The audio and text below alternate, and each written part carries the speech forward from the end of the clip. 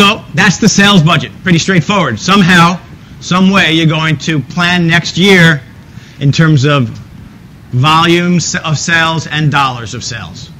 You then will determine your production levels per period for next year. So the total amount you need to produce is equal to, in a given period, the amount you expect to sell in that period, plus whatever your expected ending inventory will be. So you're going to want to have some inventory in stock, minus your beginning inventory, whatever you had in stock to start the period.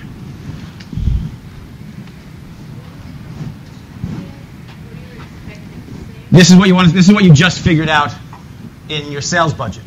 So you're budgeting for the first quarter 13,750 units. That's your expected sales, your budgeted sales. Plus you want to have inventory. Usually this ending inventory is in some way related to what you expect to sell in the next period, let's say the next month. So if you expect to sell 20,000 units the next month, you might say we always want to have 10% inventory on hand on day one. So you'd have, if you expected 20,000 units the next month, then you'd have 2,000 units desired on the first day of the month. And your beginning inventory is what came from the previous month. Okay, we'll see this with real numbers.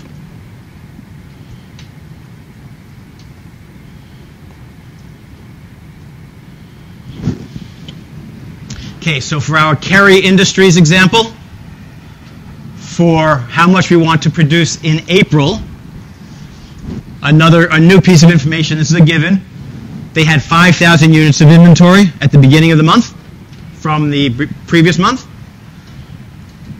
At the end of the month, they want to have 30% of their sales for May available at the end of the month. So we had expected May to have 25,000 units of sales. So we would want to have 30% of the 25,000 units available at the end of April. And then the sales budget for April for Kerry Industries was 20,000 units. So this says they need to produce 22,500 units. The 20,000 units they expect to sell in April.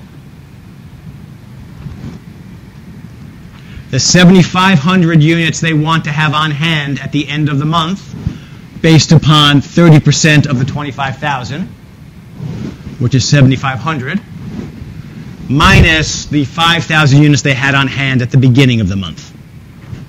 So, in order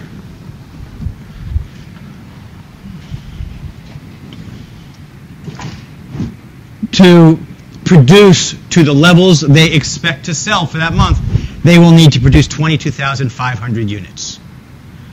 Why don't you go ahead now, using the information we have, and determine what they need to produce in May.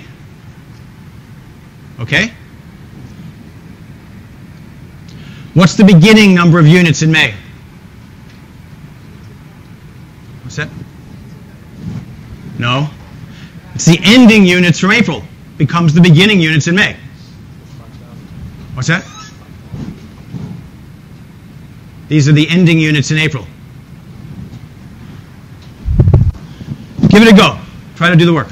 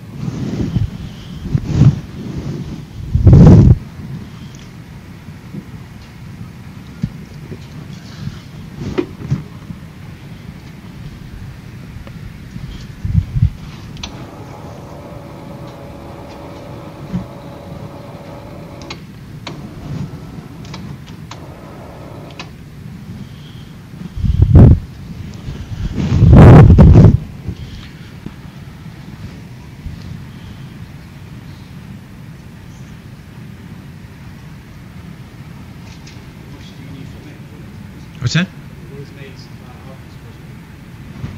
That's on slide number 1, I think it's 13. Slide number 13.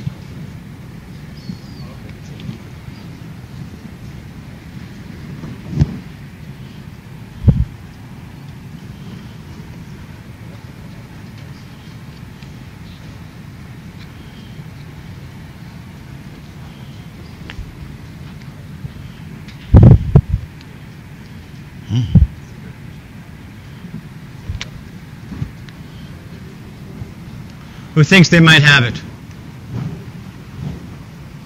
Don't give the answer.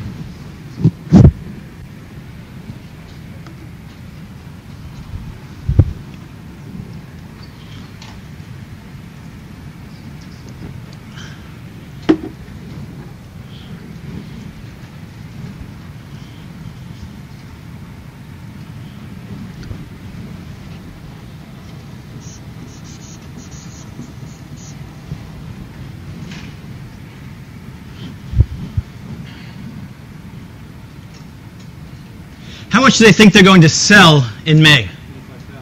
25,000.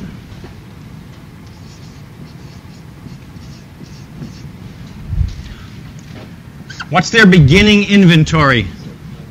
7,500, the ending inventory from April. So the only other number we need now is what's the ending inventory in April? The same rule, 30%. So what will we need 30% of? 30% of June's expected sales, which was 35,000, which I think if I did my math right, is 10,500. So how much you need to produce in May? I think that's 28,000, right?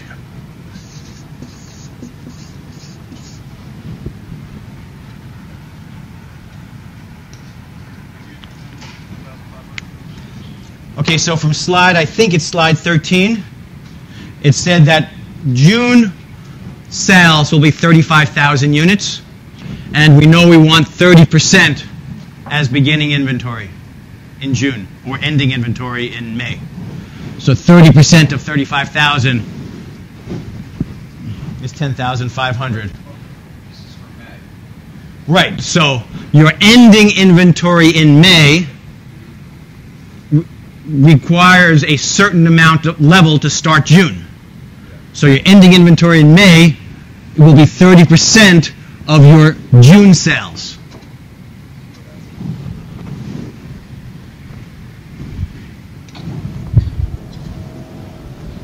And so on and so on. So you now can do a production budget based upon your sales budget.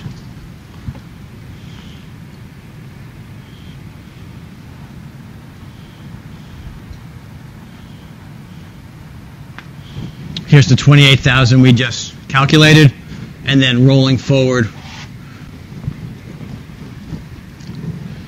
Obviously, for June, this desired ending inventory would have known July, we would have needed to know July sales to do that, which we don't have.